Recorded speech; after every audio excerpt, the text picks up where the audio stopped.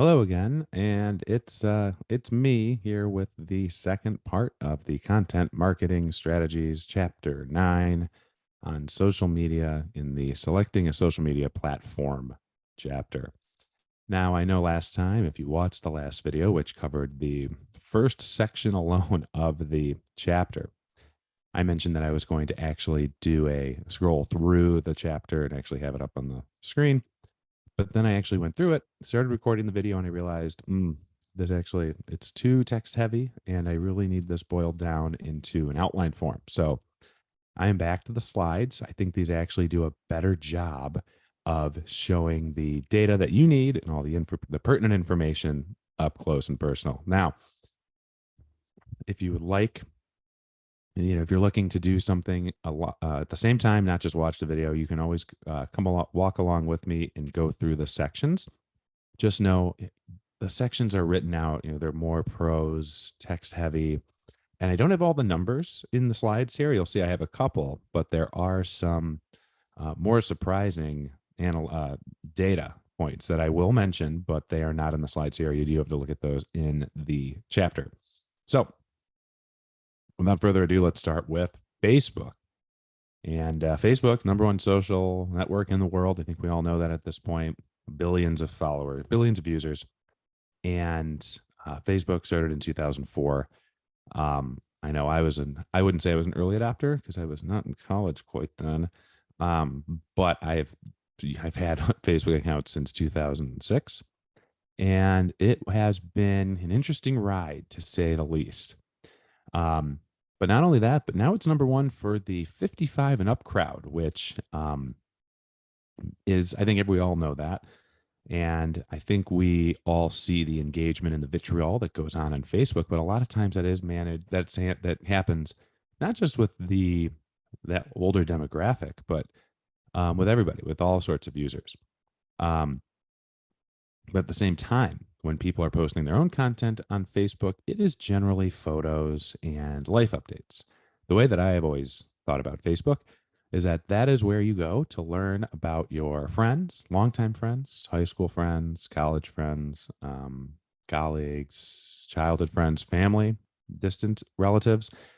Find out who was born, who's died, who's gotten married, who's gotten divorced, and who's done these other great things. And well, I should just say, had other big things happen in life. Facebook is where I went when the Hurricane Ian hit Fort Myers, which was my former home. I am still connected with many, many, many people there via Facebook. And so when I wanted to know what happened, I'm not going to text them. I know that that's futile. I just went on the Facebook and I put out a post saying, "Hey, I'm still thinking of all of you." And I went and looked up all their profiles, and a lot of them marked that, "Hey, I'm safe, I'm here." And some of them posted the sad stories and showing pictures of their flooded homes and everything like that. So it's definitely a place for those of us that have been around Facebook for a while to check up on each other. But then other people use it every day and they like to share their daily updates and their thoughts, which is perfectly fine. It's interesting. I look at Facebook as kind of like the more personal platform, and yet it is the most advertised platform in terms of businesses. But also, there's a heavy push for Facebook groups right now. If you have Facebook, go onto your feed, you'll probably see that like as you scroll through, about 80% of people's feeds now are either ads or groups or pages. A lot of them are not friends or general friend posts anymore. And that's intentional.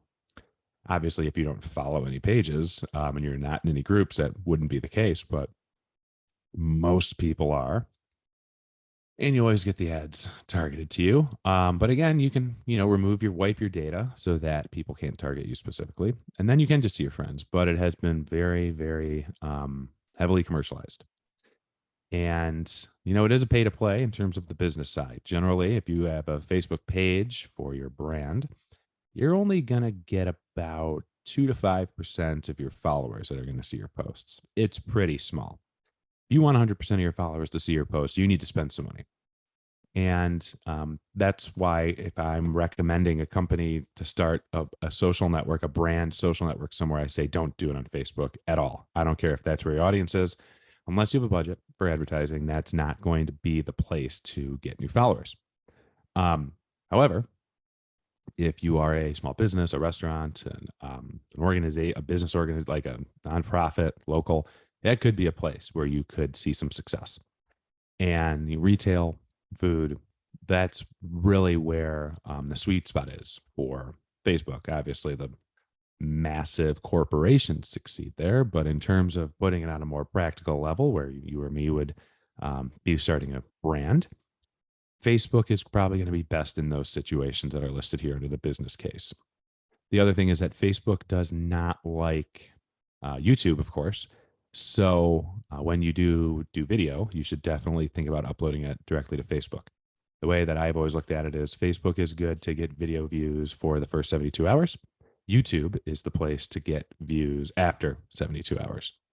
And you could also do Facebook Live, great video strategy there. But at the same time, Facebook Live is not the silver bullet that a lot of people make it out to be. I have done many Facebook Lives on brands with pages of tens of thousands of followers, and I'll never see more than 20 or 30 people tuning in. Now, after the fact, when the video is available on demand and it is uploaded as a regular video to the Facebook account, then I'll get more. I'll get a couple thousand views. But in terms of live video, it's really hard to get that critical mass that you have probably been led to believe is possible. So, it is a pay to play, and just kind of look at what the business case is in this instance. So, if we go to Instagram, this is alphabetical, it's not by any specific order, but Instagram is number one for young adults. So, that is kind of that 22 to 35. Interesting about Instagram. First off, you see the demographic information in terms of income, whatever. I think that's interesting, but I'm not sure how much I trust that. But interesting that it's not only that 59% of users log on every day, but also almost half of them check it more than once a day. People don't just go on once and then they're satisfied for the day. They're back later. And when we look back at the data, at the people, 70% of American adults between the ages of 18 and 29 and 72% of teenagers are using Instagram. That is interesting from a business standpoint. Um, and these aren't people that have no disposable income. I mean, these are people that will buy things. These are not, children. It's interesting to see that that's a place where you can reach a younger generation. Obviously, TikTok you can too, but Instagram is still right up there. And the other interesting thing is that, I mean, this is from Instagram, so take it with a grain of salt, I should say. They have said that 81% of users have researched products or services on Instagram, and 90% of their users follow at least one brand. So the appetite is there. It's not like you're on a platform where they don't want to see you. And honestly, I have personally have used Instagram now, the business case being that it's great for recruitment.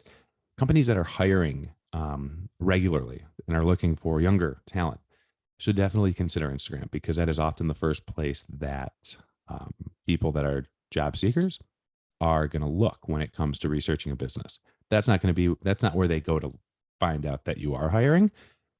But if you have a job post on Indeed or LinkedIn or Glassdoor or somewhere else, and then they're like, all right, I'll apply, but I've never heard of this company. I need to go look them up.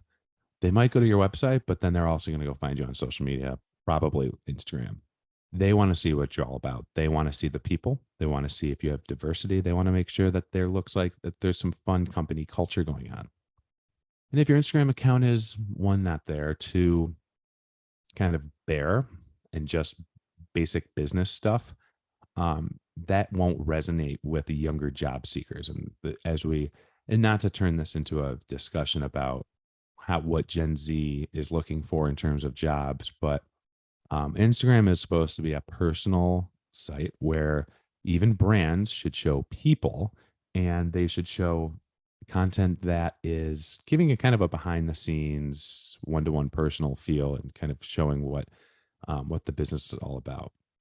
Now, unrelated to this though, I did show a Weather Channel. I did pull a Weather Channel image here because they don't usually. Like, what could the Weather Channel do? Like, they're not going to show catastrophic images of tornadoes or hurricanes or anything, but they did. They do show interesting stuff here when there's like an emergency heat wave. Like, they could have just shown the numbers, but rather there is a guy here pointing to these crazy temps. I don't know about you, but I first noticed the guy in his loud yellow shirt, not the fact that it was 130 degrees Fahrenheit, which is so hot. And so that was an interesting photo that I wanted to grab. The other thing, if you watched the last video, I talked a little bit about how you can now buy products natively within Instagram. That is huge. The native e-commerce ability is massive. But this is really more for visual brand awareness than anything else. For you and I, if we're starting a company from scratch, we're probably not going to be able to put our products on Instagram yet because there is a fee that goes with it. They take a cut. Rather, this is good for making a visual connection, going back to that visual content and connecting people, the people of you that are connected to your brand to people that are looking at it. So let's move on to LinkedIn.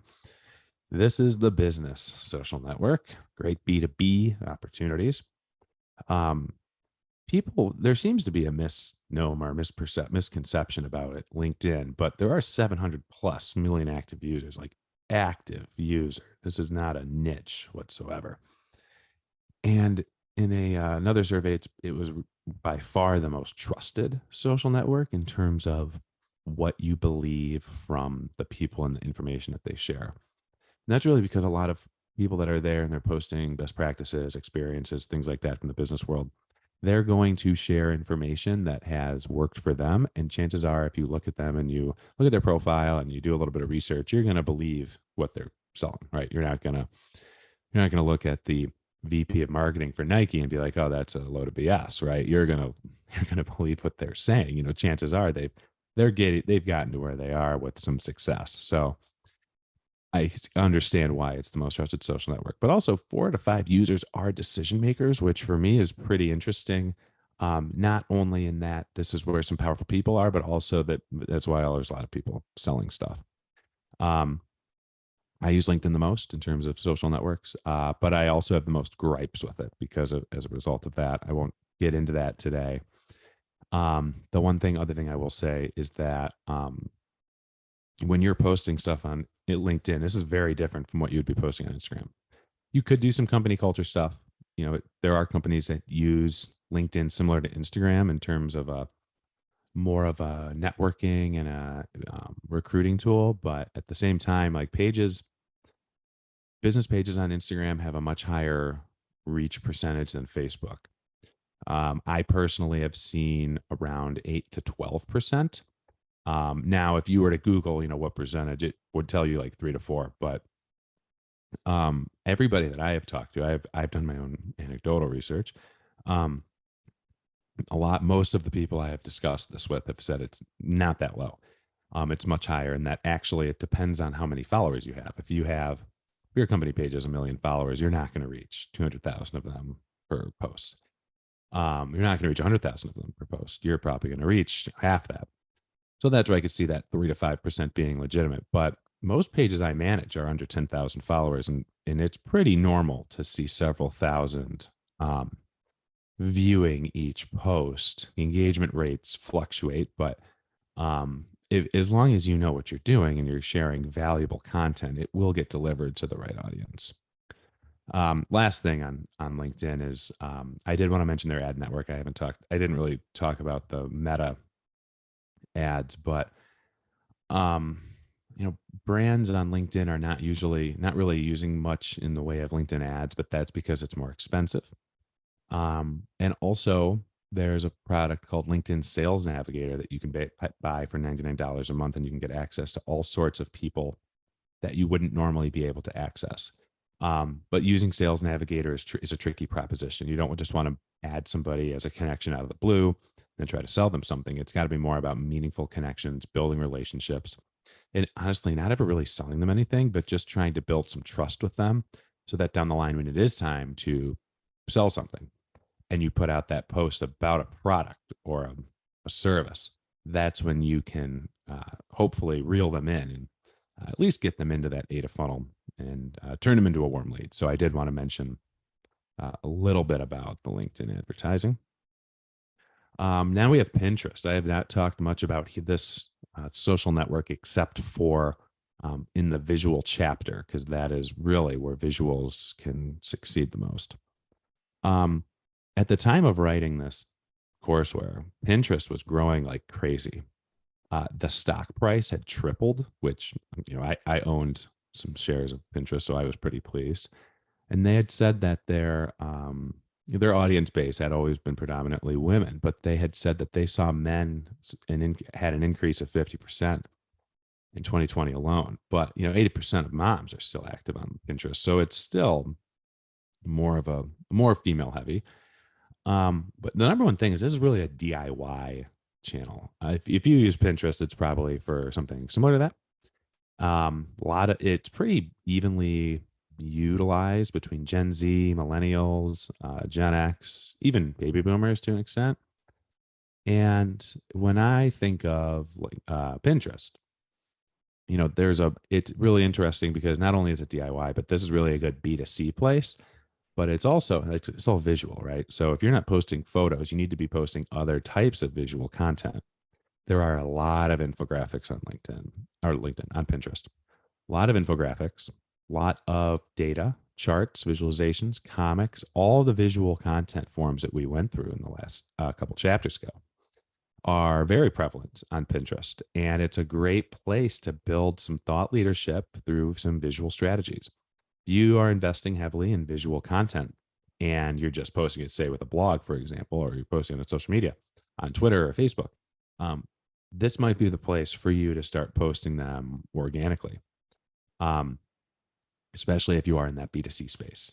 I started my own company page on Pinterest years ago, and just because I don't know why, but I did, and I actually have seen some pretty good success. I haven't gotten I did get a customer out of it, but and it's not that I'm getting like followers. It's more about how people are scrolling and they're searching for things that you have. But with Pinterest, it's more about pins being saved to a board or a collection or downloaded. And that's really those are the numbers that you're looking for here. Followers are a hard thing to come by on Pinterest, more so than other social networks. Now we have good old TikTok. This is a video this is a sample TikTok that you can watch in the courseware. I've been spending a lot of time here lately trying to figure it out how to best utilize businesses. Most downloaded app in the second half of 2020 and all of 2021 as well. But 62% of users are between the ages of 10 and 29. Most users watch, they don't post. And when you look at a business case, you're trying to connect with a younger audience first and foremost. But being overly promotional, as we've talked about before, is not going to do it. What Chipotle does in this example is very, very good. What they do is they repost influencers who are trying different sort of recipe hacks. And what they have here is the queso dragon. Like, what is that? That's like a thing that they created. It's not on the menu. It uses all sorts of sauces and guacamole. And it really is interesting because they really focus on the food, right? Because food on TikTok is huge. It's a great jumping off point, great way to get some followers and some likes. But also, like, there's not like a Chipotle spokesperson. There's not a traditional Chipotle commercial on there. It's all people that already have tens, hundreds of thousands of followers for that very purpose. You see food influencers that will go to Chipotle, they'll order something off the menu, then they'll mix it together and eat it, and they'll call it some sort of new name, and they have their own creation, and Chipotle loves it. They'll post it themselves on their channel. And they do a really, really good job of this. For me, the best brands on TikTok I've seen are those that do exactly that. They use influencers to publish authentic content without actually overtly promoting a product. If it's an influencer that just goes on and is like, yeah, I like Chipotle, like my favorite product is this, that's not going to work. You need the influencer to be creating the content that they would create as if they weren't getting paid.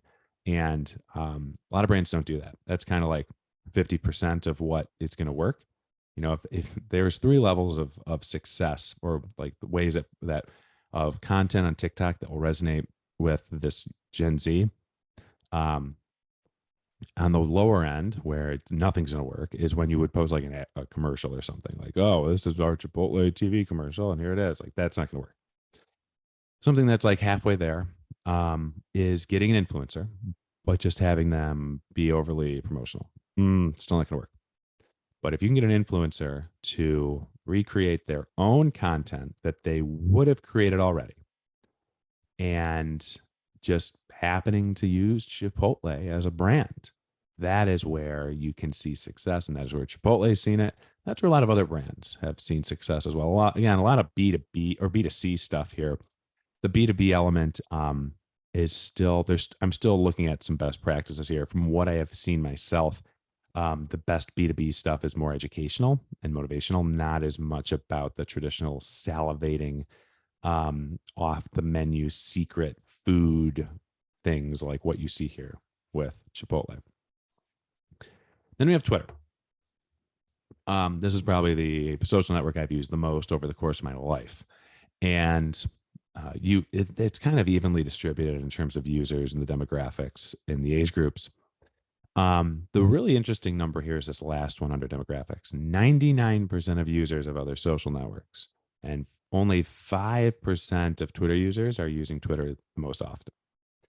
Um, Now, what does that mean? I would say, what does that mean for companies?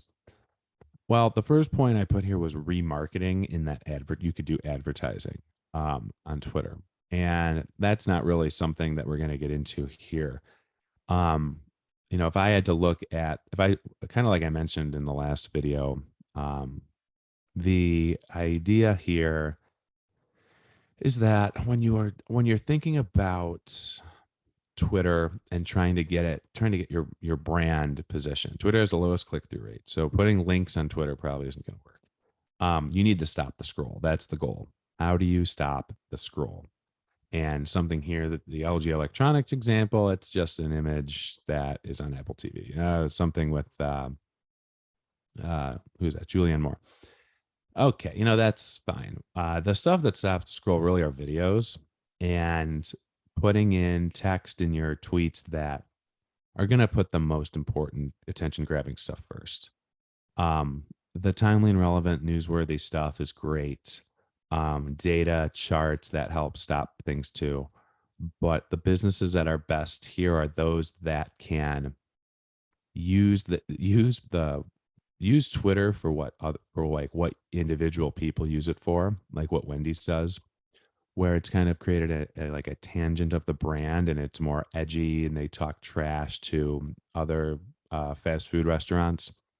But still half their tweets are way too salesy and overly self promotional. But that's really the best case for a company on Twitter is you need to use the trending topics, the stuff that other people are tweeting about. If you want to get a tweet mentioned, if you want to get a tweet noticed right now, I mentioned this on the last video as well. But it's 9 o'clock here where I am and recording, and 9 p.m. Right now, most of Twitter is going to be about entertainment and sports. So for a brand to tweet out something about a news release and a product, that's not going to work. But if a brand showed up here and they tweeted about whatever football game was going on and that was trending, that might capture some attention. Taking a position on stuff that you would not expect a brand to take a position on, that is the stuff that gets you noticed. And you got to be very careful about that because you don't want to damage the brand. You don't want to confuse people. But at the same time, thinking about how can we stand out requires your brand to do some things that it might not do on its own website or even on the other social networks. It's a tricky proposition, but at the same time, it's the only way that you're going to be able to see some results that you would not normally get. Last slide is about other social networks. Just a couple things. Many consider YouTube to be a social network just based on video commenting capabilities. YouTube is the number 2 search engine and the number 2 social network based on comments. It has the second most searches of any website on the internet after Google, and it has the second most interactions between accounts on the internet after Facebook. In this instance, I think YouTube is a great channel for video first and foremost. Although with the new YouTube Shorts, it is trying to get in more into the social video game. It's a it's a hard thing to get right. I don't go into too much detail with YouTube after this, but for the purposes of this course, I don't. Um, but it's not something to forget, and that's something that brands do forget as they go through social media accounts and they're figuring something out. They're like, oh, well, what about YouTube? Well, that's its own strategy. It's not quite the same. Snapchat and Reddit are both major players as well. They also would require very separate strategies. I can talk about those all day, but not for here. But you want to think about other niche programs and cohort building sites. So you have review sites like Yelp, neighborhood places like Nextdoor, where there are communities, and I have seen brands really do well there in terms of offering promotions, trying to connect with people, and just kind of sharing their information. Because they'll all have viable business opportunities if you are targeting the people that are there and you know how to use that channel effectively to provide value while also sharing the brand's information. So that really kind of wraps up the chapter here. Again, any questions, please feel free to reach out. But this wraps up the first chapter on social media. And I'll be digging into chapter 10, which is sharing specific types of content on social media, coming up next. So that is all for today. And feel free to reach out with any questions you might have.